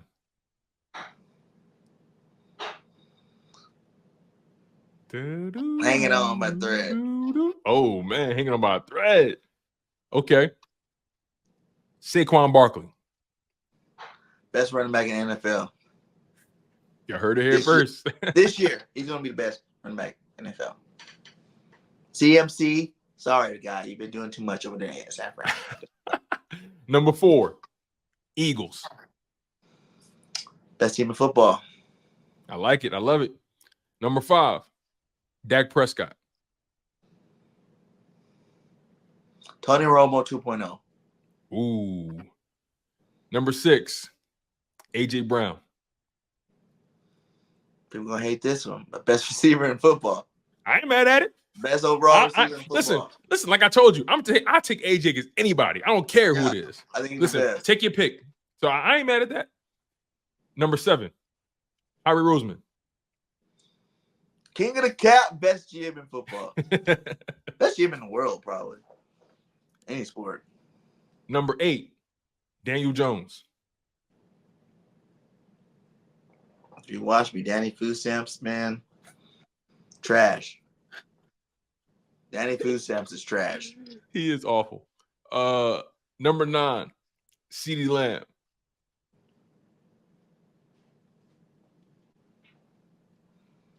You gotta give him his flowers, yo. You gotta give him his flowers. I don't like giving any cowgirls a flower. I feel you. You know what I'm saying? But I'm gonna say this about just respect. He's a top 5, top 10 receiver. Okay. He's good. Number 10, Giants. Trash. Number 11, Devontae Smith.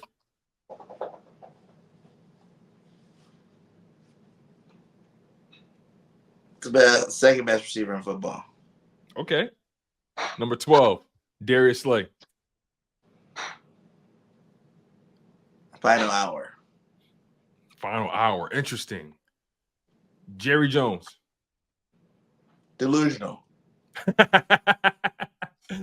I would have to say he's getting that dementia stuff, that old people stuff, but delusional definitely, yeah. Number 14, Cowboys. Choke artist. Number 15, Commanders. Up and coming. Okay. I think they're gonna end up being second in the division this year. Interesting. Eagles, Commanders, Cowgirls, Giants. Okay. And last one, number 16, Super Bowl. Eagles, man. What the hell? That's how I love it. We winning it. That's all I like to hear, baby. I'm already ready. I'm gonna have me a trip ticket for New Orleans early, because we're gonna be in New Orleans, and I'm in Alabama. I can just drive over there. Yeah, you can drive there. That's right there. I'm gonna drive over there and be ready for that game, because I think Eagles fans need to get excited. And that's why, like I said, that Super Bowl year, I predicted a lot of that Super Bowl year because I felt it from the jump. You don't have to second guess. Last year, you had to guess with new coordinators that were rookies, first-time coordinators, and all this other stuff that was going on. There was other stuff going on. And Jordan Davis and Jalen Carter, are they going to be, and it takes, even Jalen Carter had a good year. It wasn't great. He ran out of gas too. So you need these guys to develop, but they develop. It's like the second year, even though they got different corners. I feel like we've been running this defense for 3 years now, a version of it. So it's not like it's really that different from what they already know, and then it's just gonna be a lot better because the chef is actually cooking instead of his little apprentices. And on the offensive side, man, we just got 10 times better at Saquon Barkley. That's a dramatic change. I think people don't even give enough credit to.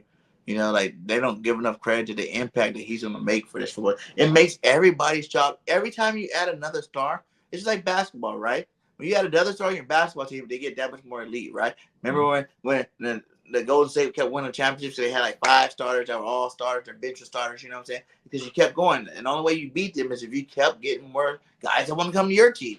You know, and that's what the Eagles are doing. We're getting guys that want to come and embrace the culture, come to our football team, add on to a star-studded lineup already, and we're playing selfless football. So I think with that, you know, we get over the hump this year.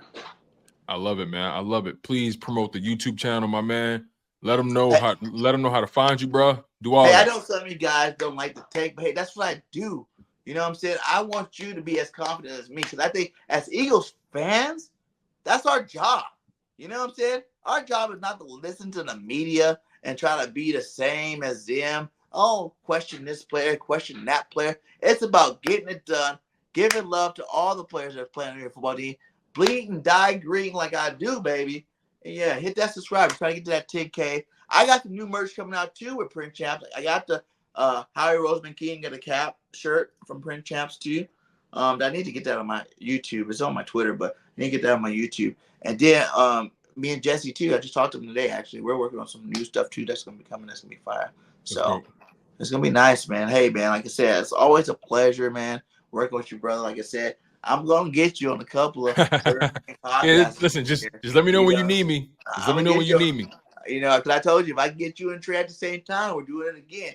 You are honorary member, my guy. Like it ain't got you got to do a weekly thing with it, but when we get us all together, it's gonna be the Birdgang podcast. Just let me know whenever you need me, bro.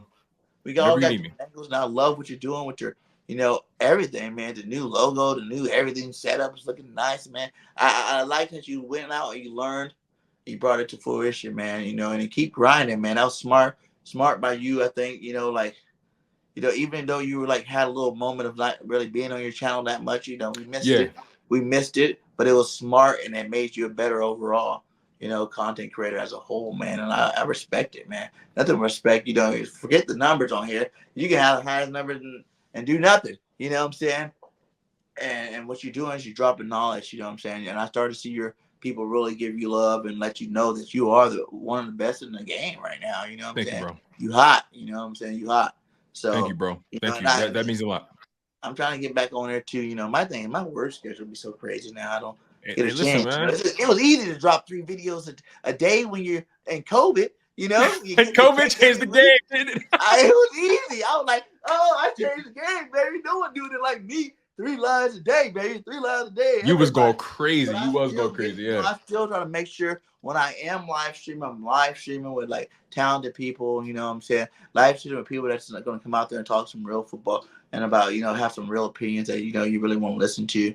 And I am going to start doing some early morning ones. The way my job set up, I'm gonna start doing some morning live streams. I think, you know, coming up here short. I got some time that free up, so I want to give back to my people too, because I think I lost a lot just because I stopped giving so much content. You know what I'm saying? Like, you were pumping out so much content. Yeah, I was putting out so much at that time. I think, you know, things happened in life, and it made it to where I was like MIA for a while, and they demonetized me for something I didn't even know what was going on. You know, and it took for me, you know, once they demonetize you, like, they don't push your stuff out no more. Like, they don't push out at all. Like, I had guests and nothing was getting pushed out. And I was like, what the hell's going on, you know? But then, luckily, my boy Philly Mike hooked me up. Because I told him, man, I got Philly Mike, I keep applying, you know, to not give my monetization no more. He's like, I go, you deal with the same thing. Like, what was it? He goes, man, you got to go through it and just erase anything that don't have your face in it. Because I used to love giving you guys the clips, you know, practices. I had a nice little source and whatnot. So I went on and erased all that, and I'm monetized again, and we're building it back up, baby. It's building slowly but surely back up to what it needs to be. And like I said, you know, it's all of our goals to just give you the best Eagle content we possibly can give you. And I think when you're locked in with guys like Tone DeShields, Birdgang 31, JC, you know, even though cats on the Birds of Broad Street, you know, Tone, Simone with the sports, LB, you know, Philly Mike 500, Joey Shake, like all those guys, man. So many of us, yeah. When you rocking with these guys, man, I'm just blessed to be able to talk to you guys, like, you know, hang out with you guys, you know what I'm saying, on screen, share the screen with you guys. I remember when I was that guy at work every morning with my headset on, and all I was doing was listening to all you guys, you know what I'm saying, like, listening to all you guys. But thank God for COVID, because now I'm doing it, you know, I'm doing it, I'm on here with y'all, so I'm just blessed to be on the platform with you guys, and, you know, we're gonna all grow, we're gonna all get better. Yes, and sir. we all keep pumping that Eagle Green out, baby. Yes, Keep pumping. sir. Yes, sir. Yes, sir. BG, man, as always, is love. You know how we give it up here. You know how we give it up here. We're always gonna get passionate. We're always gonna have the same goals in mind at the end of the day. And again, bottom line, I just appreciate you being able to take the time out and kick it with me, my guy. Like I always say, man, you know, it's love. You reach out to me, I'll do whatever I can to try to make sure I can make it happen for you. And it's straight like that, man. So you guys, this was none other than Birdgang. Yes. I love when you say that. You know what time it is, Tone. Well, listen, you know, the bottom, but BG, here's the thing, right? You know, they're tuned in to Chalk It Up Sports, right? They know what it is, what we do here. I'm always going to bring the passion. I'm always going to bring the energy. I'm always going to bring that analysis, right? And you're always going to get that from Chalk It Up Sports, where no matter if we win or if we lose, we just got to charge it to the game. You dig me? And it's straight like that. BG, I love you, bro. I'm going to catch up with you, all right? All right, big dog. All right. You guys, that was fun. BG always brings the energy, man. I got a lot of love for BG because, you know, BG brings out a side of me that I don't always try to expose sometimes, right? You know, when I talk to BG, I always feel like I'm standing on the block arguing with somebody about sports. That's honestly what I feel like, and that's why I brought him on, because I wanted Monday to be a very exciting show, right? I know sometimes we come off the weekend and we drowsy and things of that nature, and sometimes the weekend could kick our behinds and Mondays suck. So I wanted to bring somebody on Monday that I knew for a fact was going to bring energy, that was going to disagree with me on certain things, and was just going to be an ultimately fun show, right? Somebody that's going to say some things that a lot of you guys disagree with. But the one thing I can always say about BG is he's passionate about what he does. He's passionate about what he says. And at the end of the day, he's passionate about these Philadelphia Eagles. He wants what you want. He wants a Super Bowl. He wants a Jalen Hurts MVP. You feel what I'm saying? He wants the Pro Bowls, the All Pros. He wants to take the heads off of all the opposition. You dig what I'm saying? So we all want the same things, but we all may disagree in philosophy, and that's the beautiful thing about the sports thing.